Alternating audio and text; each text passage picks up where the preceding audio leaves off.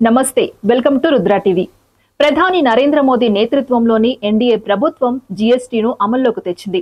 GST రాకతో కేంద్ర రాష్ట్ర ప్రభుత్వాలు విడివిడిగా విధించే ట్యాక్స్లు తగ్గిపోయి ఒకే ట్యాక్స్ అమల్లోకి వచ్చింది. అయితే పెట్రోల్ డీజిల్ ను కూడా జీఎస్టీ పరిధిలోకి తేవాలని ఎప్పటి నుంచో డిమాండ్ వినిపిస్తోంది.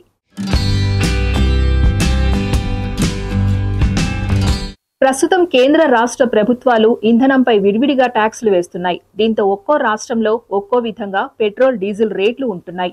వీటిని కూడా జీఎస్టీ కిందకి తెస్తే రేట్లు భారీగా తగ్గే అవకాశం ఉంటుంది.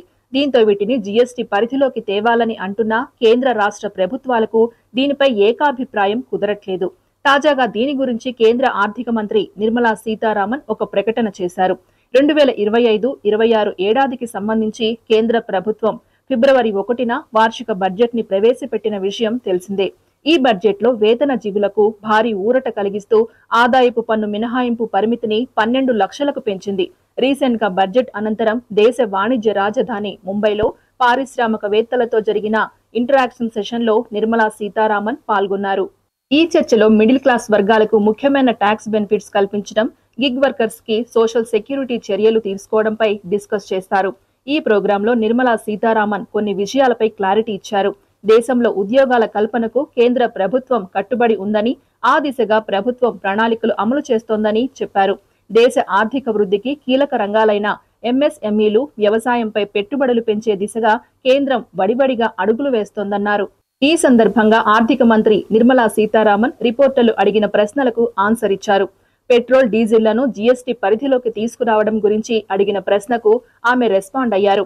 ఫ్యూయల్ ను జీఎస్టీ పరిధిలోకి తెచ్చేందుకు కేంద్రానికి ఎలాంటి అభ్యంతరం లేదని మరోసారి క్లారిటీ ఇచ్చారు. మేం ఆల్రెడీ ఒక నిర్ణయానికి వచ్చాం, కానీ రాష్ట్రాలే మిగతా నిర్ణయాన్ని తీసుకోవాల్సి ఉంది అన్నారు.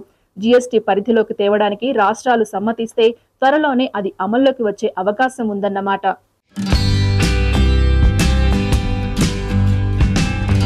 కేంద్ర ఆర్థిక శాఖ మంత్రి పంకజ్ చౌదరి సైతం ఈ విషయంపై మాట్లాడారు. పెట్రోల్ డీజిళ్లను జీఎస్టీ పరిధిలోకి తేవాలా వద్దా అనే విషయాన్ని రాజ్యాంగ సంస్థ అయిన జీఎస్టీ కౌన్సిల్ నిర్ణయిస్తుందని చెప్పుకొచ్చారు. ఇందులో కేంద్ర రాష్ట్ర ప్రభుత్వాలు ఉంటాయి కాబట్టి వారందరి అంగీకారం వచ్చాకే తుది నిర్ణయం ఉంటుందన్నారు.